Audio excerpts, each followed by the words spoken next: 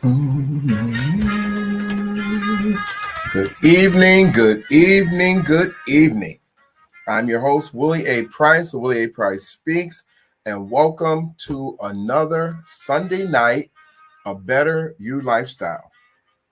A Better You Lifestyle is a show that I do every Sunday night, 8 o'clock to normally about 8:30, 9 o'clock, and it's all about helping you create better lifestyles for you, your children, your family, your friends, whoever you surround yourself with. Surrounding yourself with better and creating a better you lifestyle, a better lifestyle for yourself, a better lifestyle for you. And I'm your host, Willie A. Price. I go by Willie A. Price Speaks. I've been doing this show for a number of years, and this is our second week back in the month of October. We started back, and we're going to go for as long as we can go. Hopefully, we can get your support. If you have any questions, thoughts, concerns, ideas, topics, hit me up. Let's talk about them. Let's put them on the air. Let's bring them forward. Again, tonight's show is A Mother's Love. Now, Mother's Love is all about how we, as parents, caregivers, mentors, teachers, whatever the case may be, how we can go about helping our young people to be successful. And I call this a mother's love because nobody loves a child more than a mother. And she won't, a mother will do anything for her child to make sure that he's successful, make sure that he's protected, make sure that he has at least some type of food in his stomach, or her, or she has food, her children has food in their stomachs. I mean, that's what a mother's love. A mother's love is so deep and so strong. So that's how we came up with the title for A Mother's Love for our show. As a matter of fact, we have a program with that same title, which is A Mother's Love. And it was because of that, because it's such a strong thought that, a mother's love is stronger than any love you can have. A mother's going to love her children more than she's going to love her husband, her boyfriend, or in most cases, her boyfriend, husband, whatever the case may be. They're going to love their children the utmost because that's their protection. That's who they nurture and that's who they protect. So again, my name is Willie Price, and what we do is every Sunday at 8 o'clock, we do a different show for normally whatever week it is. So the first week we did last week and is Understanding Your You, where it's all about understanding you and what your specialized skills and what your abilities are and how you can make the best of not just yourself, but those who are around you, and surrounding yourself with people who are going to make you the best that you can be, and finding the skills and abilities that you have to create a better you lifestyle for yourself. Second week is A Mother's Love, which is where we are this week, talking about how we can do things to help create a better lifestyle for our children and the children that are around us, our nieces, nephews, cousins, whoever the case may be, the children in our neighborhood, help taking things that we have and showing them the being that role model or being a mentor, or whatever the case may be, being that example to show our young people how they too can have a better lifestyle for themselves. And I'll talk about that a little more because again, our young people are feeling so lost right now, not just our young men, but our young people in general, because there's so much going on in this world that some of our children are feeling so left behind in their homes and in their schools and in their daily lives. So that's why we do A Mother's Love. Our third week is Financially You. And Financially You is all about how we can do things to help create better financial opportunities, various source of incomes and various sources of betterment for our lives. So when I say financial you, it doesn't always have to be money. People think of financial as money and how to get money, but not always about how to get money, but how to maintain money, how to save money, how to invest money. So that way you create a better lifestyle for yourself. Because if you learn how to save your money, that means you're going to create opportunities for you to have something to fall back in the future. If you learn how to invest your money, you're going to learn how to use that investment to create better opportunities so you can provide more for not only yourself, but for your family as well. So Financially You is all about how to create a better financial situation for yourself and your family and whoever you're surrounding or whoever you're providing for or whoever you're trying to teach. Because Financially You is also teaching others, your family, your friends, and those people who you want to see have a better lifestyle, creating those opportunities to teach them as well. And so that's where we do Financially You every third week. And then our fourth week is making your house your home. And making your house your home is not so much about buying and selling real estate. It's more so about maintaining the home that you have, whether it's a rental property, whether it's a home that you actually are buying or you own the home and you're, paying a mortgage or whatever the case may be. But it's also that, but then we do talk some about how to buy properties. And that's one of the things we do talk about, not as much as like an investor. We do that in Financially You, but we talk about buying a home, that initial home for yourself and the benefits of home ownership and not just a single family home, which is what normally when you hear home ownership, you hear people talk about buying a single family home, which I often discourage, especially as a first time home buyer. The goal is to try to find, again, creating financial assets for yourself where you create a better lifestyle for yourself. So when we talk about making your house your home, we do so many different aspects of housing and real estate and the benefits of different aspects and different programs out there. And I bring people on and we discuss different programs and different benefits of home ownership. We bring in, we're going to be talking to some realtors and sharing with you about how the benefits are for the market right now. Right now, people are saying it's so difficult to buy a home because prices are so high, so it makes it very difficult to buy a home. But like I said, there's so many different ways out there to purchase a home. You just have to know and do your research, and then use that information that you get to create those opportunities for yourself. So that's making your house your home. But tonight, we are talking about a mother's love. And I wanted to start out with a mother's love and about some of the programs we were doing. And during the pandemic, before the pandemic, I should say, we were doing a program, several programs in the schools in the city of Buffalo and the city of Niagara Falls. And we had sponsors. And we were doing these programs, and the programs were going very well.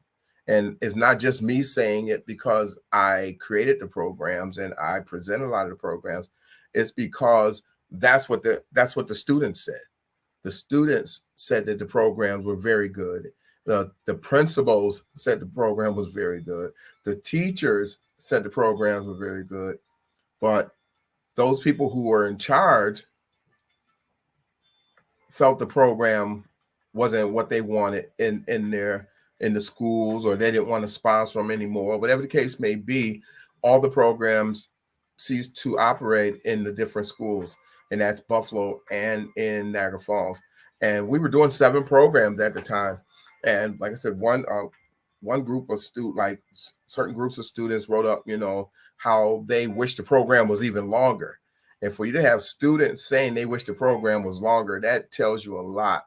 And then the administrators, the teachers, and people, the counselors in the schools were also excited about the program because it showed such a improved behavior for a lot of the students who were participating in the program. So these students who they put in there thinking that, well, this is just a way to get them out the classroom. And because they were so disruptive at many points in the classroom, fighting, suspensions, not doing good in the classroom, not, and the thing was, a lot of these young people that we were working with, I discovered a lot of them had literacy problems. And no one was addressing that. No one's addressing that. So as a result of that, of course they're going to act out, because if you tell them to read or, write something out and they're having problems with reading and writing, after a while they get discouraged, they get idle because they can't do the work. So what do? They start acting out, they start bothering other people because they're sitting there bored, especially boys. And that's what you have with boys. And you think because they're acting out that they don't want to do the work. They're acting out because they're sitting and they're sitting idle and trying to figure out how to keep themselves, from getting in trouble. But because they're sitting and they're being idle, they get discouraged and they're moving around. They get anxious and they want to do something. They want to move. Boys have to move. Girls are a little better because they're used to sitting and reading, sitting and writing, sitting and playing with their dolls or playing, different activities that girls play. And this is nothing, derogatory towards girls or women. This is just the truth. Most girls normally sit and read and write and play, and they're sitting and doing activities. Boys are running and jumping and climbing and those kind of things. So when you tell a boy to sit down, that makes it very hard for them, especially if they're sitting down with nothing to do, sitting down frustrated because they're not comfortable with what's going on in the classroom and they don't know how to adjust it, or they're a little embarrassed to say that I'm having problems reading, I'm having problems writing. But a lot of times you would think the instructors would be aware of that, but in most times you find that these instructors are more concerned with the kids who are well behaved and doing the work than those who are acting out and asking for crying for help is what they're basically doing. And so that's what our program did. But I was thinking, I was paying attention to some things. I was reading some articles, and I'm trying to think where I was. I was on a plane. I think I was on a plane. I was on a plane and I was flying to, where was I flying to? Vegas. I was flying to Las Vegas. Yeah. So I was flying to Las Vegas and I was listening to this audio book or audio tape. I was listening to something and they were talking about the education system. And I had never thought, well, I know, education is important, those kind of things, but to understand how the education system that we have was created and what the purpose was, and who basically created the education system that we are under today and why it's not working today.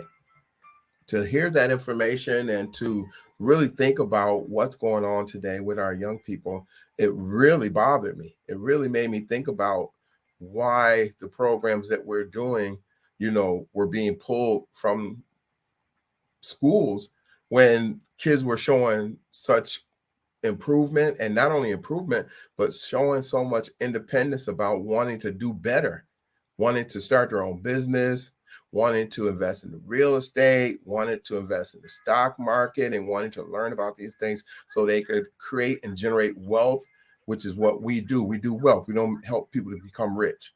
And so to create wealth and be able to help their parents at home by being able to provide a resource, to help do things and buy their own school clothes and all these kind of things that we talked about, and the benefits of getting an education, I would say. And so if you think about what I'm saying to you, and as I was listening to this audio book, what it said was, in this audio book, it talked about how the education system was set up to prepare people for work, to prepare the workforce. That's what education was created for. The education system that we're in was created to create a workforce, not to create entrepreneurs and business owners, but to create and replenish the workforce. Whether it was a counselor, whether it was in the factories, no matter whatever job you had, your education was centered, if you think about it, about going to get a job to work for someone. When you graduated, you were getting a job, whether it was in psychology, sociology, doctor, lawyer, you are working for someone. And if you didn't have that education, it was difficult for you to go work for someone if that's what you wanted to do, was work, because then they would say, well, what are your educational levels that you've accomplished? And so they look at that and say, oh, okay, well, you're not qualified for this position. And think about how these positions are set up. You have to have a certain degree, a certain amount of education, a certain amount of training to work in that job. And so that's what the education system was all set up for, was to prepare workers to work in society. Education, the school system, I'll say the school system, not education. The school system was created to provide a workforce. That's what a school system is for. A school system is not created to create entrepreneurs and business owners and people like that who have that, take that initiative and start their own business. If you look at history, if you look generally at history, most of your business owners don't have a full formal, what you would call a formal education. You have some people that dropped out when they were in high school and started their own business. You have some people who went to college, but end up starting a business that had nothing to do with what they were taking up in college, because college was preparing them to get out and get a job, to work for someone. College and high school and, all these educations and schools were preparing you to work for someone, not to create your own business, not to create your own opportunity. So when I was listening to this and I was hearing this program, it made me think about why would you not want my programs for these young people who were struggling to, in the classroom, but now are showing improvements and talking about, this is the part, talking about saving, financial literacy, saving their money so they can start their own business, saving their money so they can one day maybe buy a house or buy some real estate and become, investing in real estate, or even taking some of that money they've saved and investing in the stock market and creating opportunities for themselves so that way they can have a better life for themselves. And as I was thinking about the concept of the program and what we're doing, it made me think about and realize nowhere in there does it talk about getting an education to go work for someone, getting an education to get a job and get a better job and those kind of things. And you hear the term job, J-O-B, just over broke. And if you think about, most of your education and most of your schools prepare you to go get a job. That's what schools were created for, to help you to get a job. Now, one of the big problems, and this is why you find that they're now increasing the sizes and the number of prisons and things like that in society, is because they are eliminating a lot of jobs. A lot of jobs have been eliminated, and a lot of those jobs that a lot of young people, I remember, you could get out of school. You didn't even have to finish high school. If you got a high school degree, you could come right out and get a job working somewhere and still take care of your family. You can't do that now. There's no jobs like that available. Where even in the restaurants and even in those kind of, what you would call a minimum wage job, even in those jobs, you have to have some type of formal school education, because everything now is more technical, more technology. And then what's happening now, I was just watching, I was reading some posts on one of the social media sites, and people were talking about these what they call them, quick checkout lines, where you no longer see, if you've got 10 aisles of checkout, you don't see 10 cashiers at those checkouts. You may see one or two cashiers at the checkout, but all the other checkouts are automated, where you check out your groceries and your whatever purchases that you make. You are the cashier. You are the person doing the checkout. And they have one person that stands and monitors to make sure that you're doing what you're supposed to do. Or if you need some assistance with learning how to check out, then they can help you provide that information to you and assistance to you. But their job is, and so in a store where you may have, all these automated checkouts and scanning and things like that, You have one person working there, and there may be two of those sections. And then in the aisles, you may have two or three people working as a cashier. But the thing is, you have maybe 10, 12 aisles of cashier booths that aren't being used. So you got anywhere from 9 to 12 checkouts that aren't being used because those employees have been replaced with the checkout scanners that you do your own checkout. So again, education has gone to a point where, like I said, there's no push to prepare a workforce because the workforce is being eliminated. Look at your plants now. It used to be the thing where you would go to the plants, and if you didn't finish school, or if you finished high school, your parents were working at the plant and they would bring you into the plant. That's not happening anymore, because even to go into the plants now, you have technology. More things are automated, more things are run by computers, more things are even the manual labor, where you used to have someone that's picking up and moving things and bring them from one location to another location. Those things are done by computers now. You have machines and computers that be able to pick up those items and move them from the conveyor belt to another location. They don't get sick. They don't call in sick. They don't get tired and need to take some days off. You don't have to give them any vacation. So you have all these things that eliminates the need for schools and education. And as a result of that, a lot of our young people are being lost to that system, because you're going to school and you're sending them to school. And when you come out, you already know you can't get a degree with a high school. You can't get a decent job, or a job that's going to take care of your family with a high school degree. So what they tell you, go to college. Go to college and do what? Because you think about it, a lot of people who go to college, a lot of them are going because that's what they're told. Go to college. So what do they take? Sociology, psychology. I'm going to be a writer. I'm going to be a dancer. I'm going to go to law school, but I got to finish up these 4 years, and then I'm going to go to law school. But I'm going to take this whatever courses I'm going to take, again, of education, to prepare me to eventually graduate and go get a job. But look at high school. Look at education. How much the education costs. You have these people that are graduating with these degrees and have hundreds of thousands of student loans that they have to repay. And a lot of them are paying the minimum amount.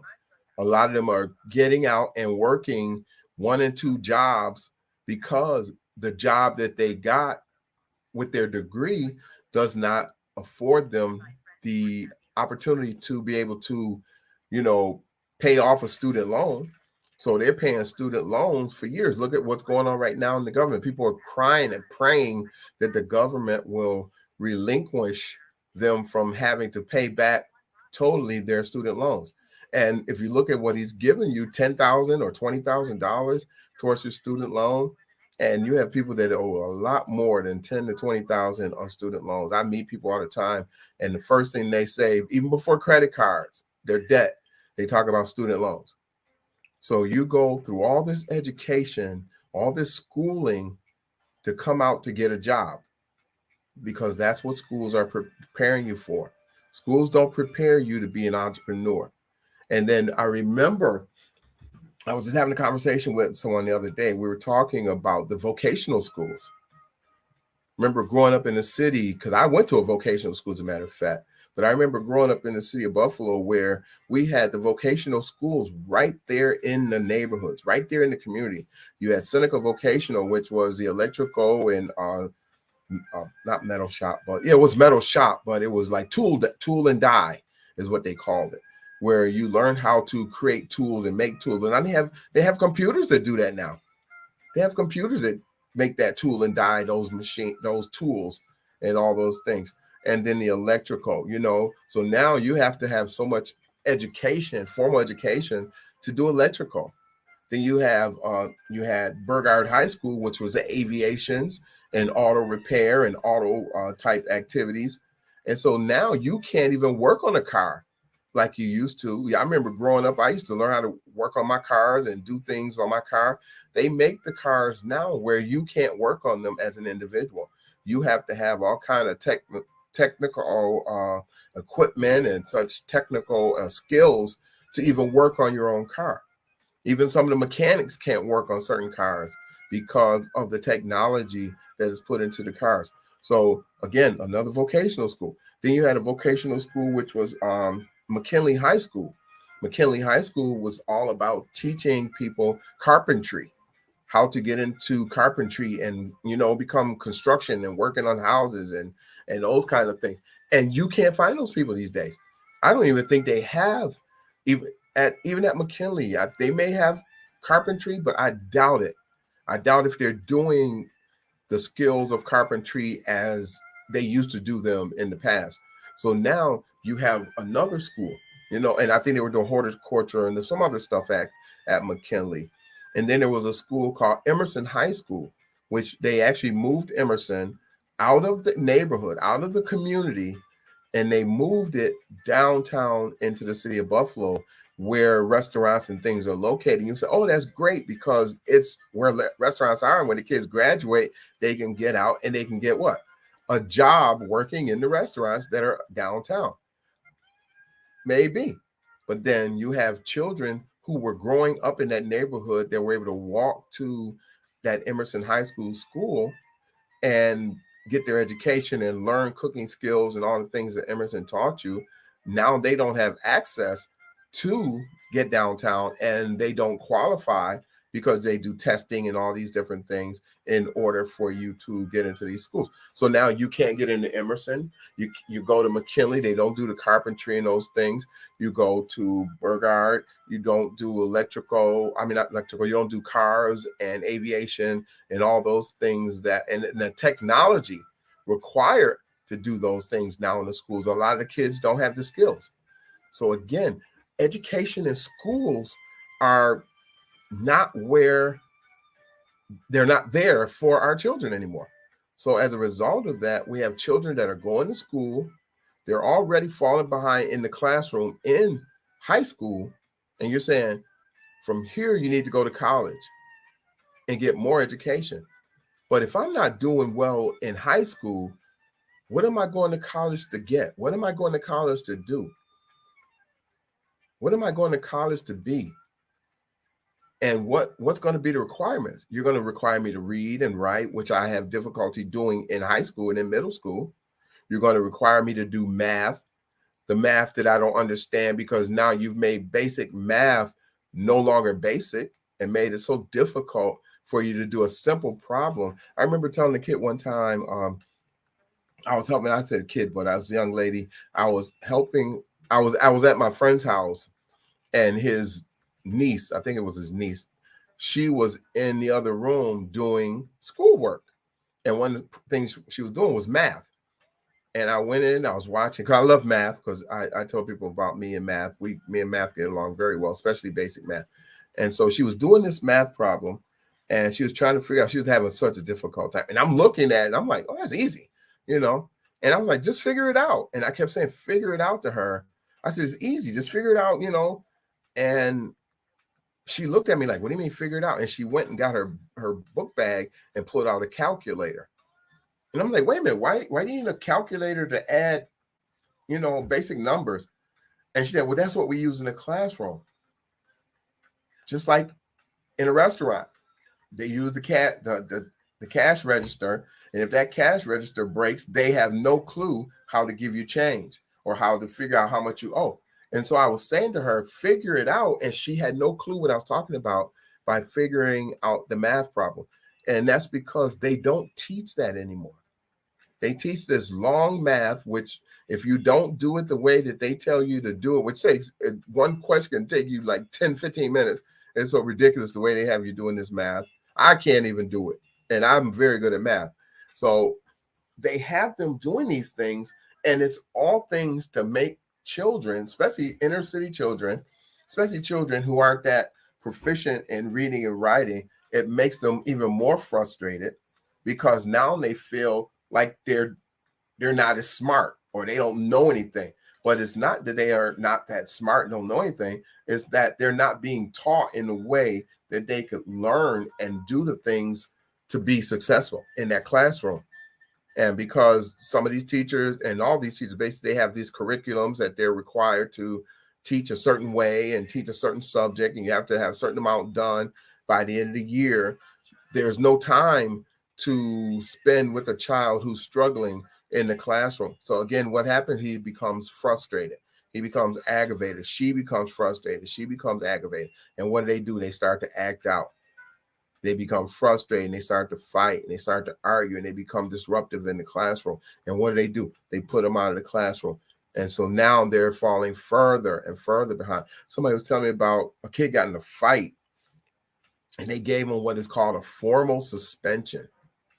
This is another way they do things to eliminate education in schools from children who they find to be problem children.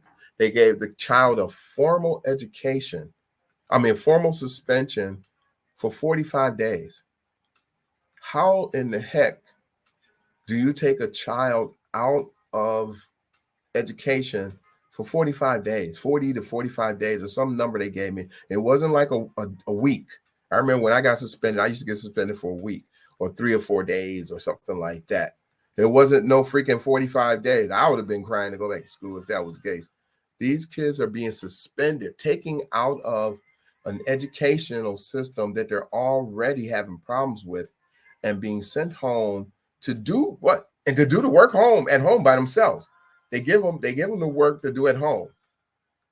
But they can't do the work at home if they couldn't even do it in the classroom.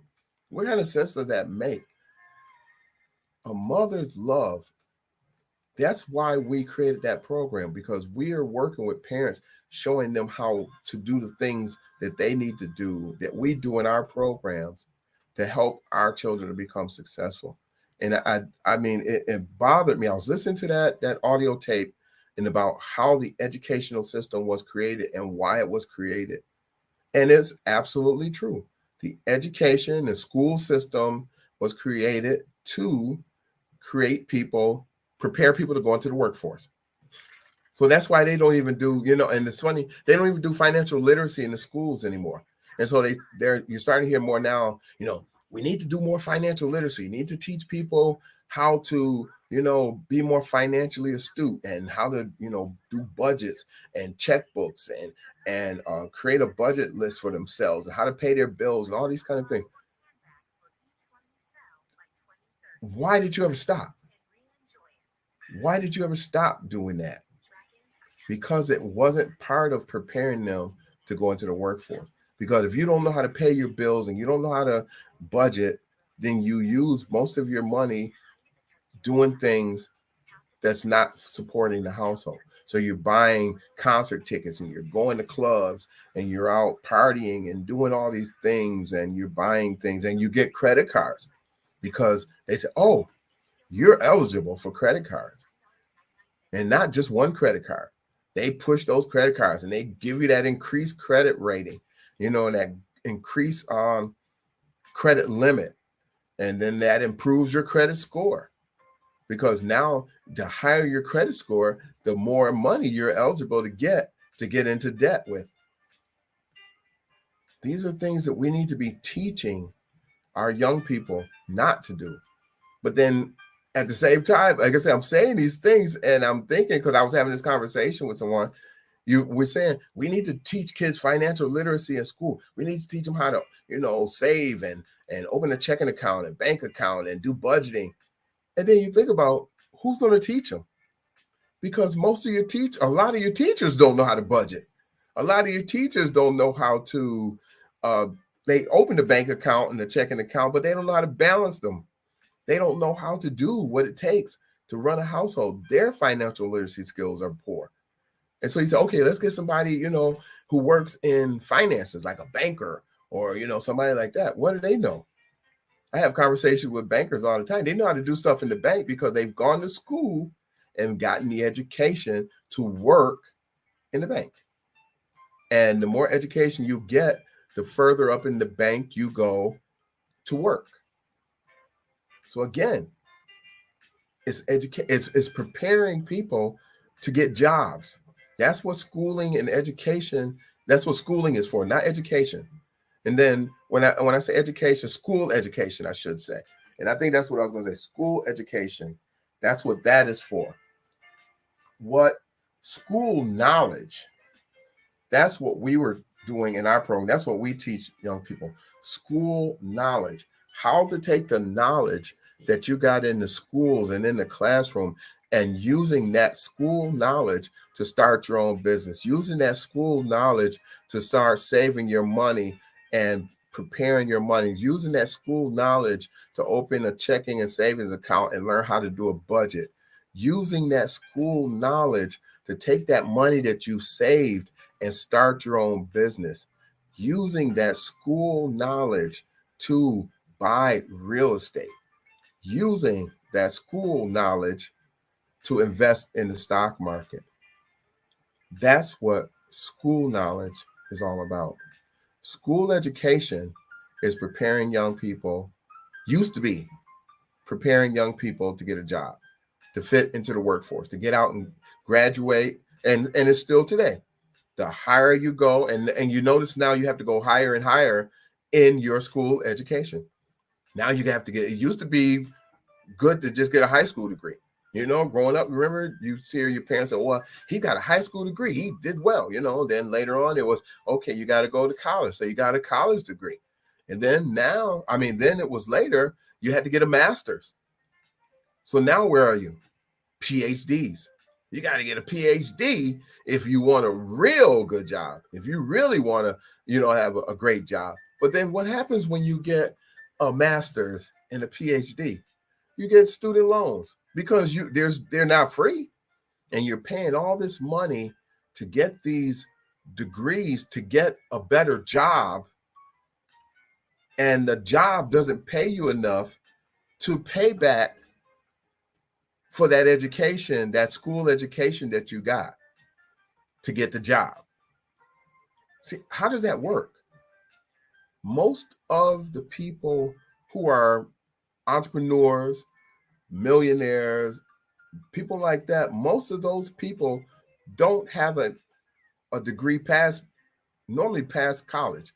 Some of them haven't even gone to college. Some have dropped out in high school, but they had school knowledge. They learned things in school that they were able to use to create a business, to help their business to grow, to be able to meet other people that could help them in different fields because they had the education. And what those people do, they would hire those people to come and work for them because they had what? School education. And so they would hire them to come in and do what? Work a job to help them grow their business. Elon Musk, I don't think Elon Musk has I know he don't have, I don't think he has a master's. Elon Musk, Tesla, and he's a very smart man. I know Donald Trump don't have, Donald Trump he has what? He has school knowledge. He is not educated whatsoever. And people know that, but he has school knowledge. He's learned enough that he's able to maneuver, and his father taught him how to do that. And then his father also taught him how to surround himself with people who had school education and hire those people in jobs that will help him to improve his business, from lawyers to accountants to bookkeepers, all the different things. Those are all school educations. Those are all school education.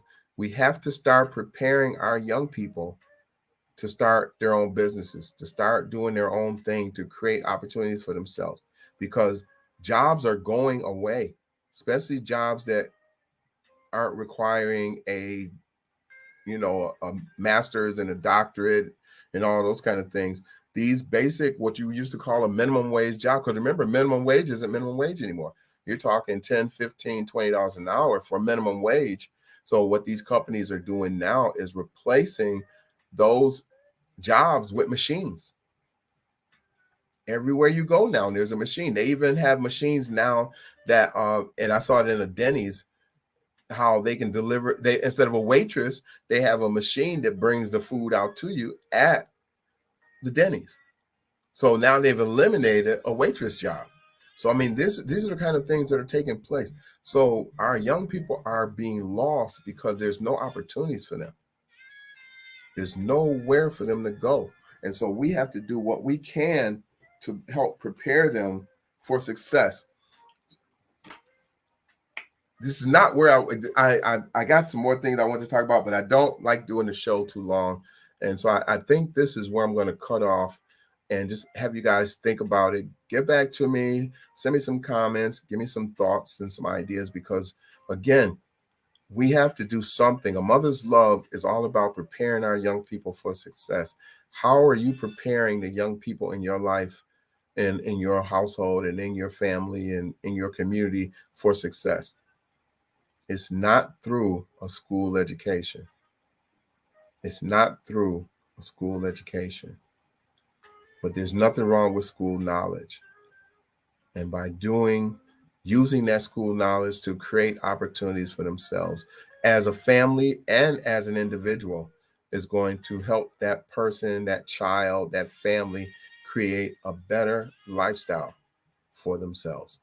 Again, my name is Willie A. Price. Willie A. Price Speaks. Thank you for listening in. Please give me some comments, some feedback. I was going to talk about a couple other things, but like I said, I've gone past where I normally like to go. But I just wanted to share this with you guys. Next week is Financially You. Oh, by the way, before I go, we actually started a business networking reception every third Tuesday of the month. So this month in November, no, this is October, isn't it? Jesus, I'm already up to November. Well, this month in October the 18th, which is next week, October the 18th, we do Total Networking Tuesdays. And what Total Networking Tuesdays is, we bring businesses together from all over Western New York to a location called the Trek Center. And at that location, we network, we bring in speakers, we bring in Small Business Development Center, we bring in organizations and things that are going to help your business to become better and successful, as well as allowing you to meet people. The mayor came at our first reception. He came to the first reception and gave out some great information about programs and opportunities available to small businesses in the Niagara Falls area. But like I said, this isn't just Niagara Falls, because we have people coming from all over. And as a matter of fact, I'm just going to give you a quick rundown. I'm going to get off in a minute. We have two great speakers coming October the 18th to the Trek Center, 616 Niagara Street. We have John Accardo, who recently sold. He owned his own insurance company for a number of years. I think 20 plus. It had to be 20 plus years. His name is John Accardo, good friend of mine. I met him here in Niagara Falls, and he owned his own insurance company. He recently sold that insurance company and retired. So he was able to sell that company and create, other resources for himself through selling that company. He's going to be one of our speakers on this Tuesday coming up. We also have Dolly. What's Dolly's last name? Dolly, I just had it on the tip of my tongue. Dolly Michelle Randall. That's her last name.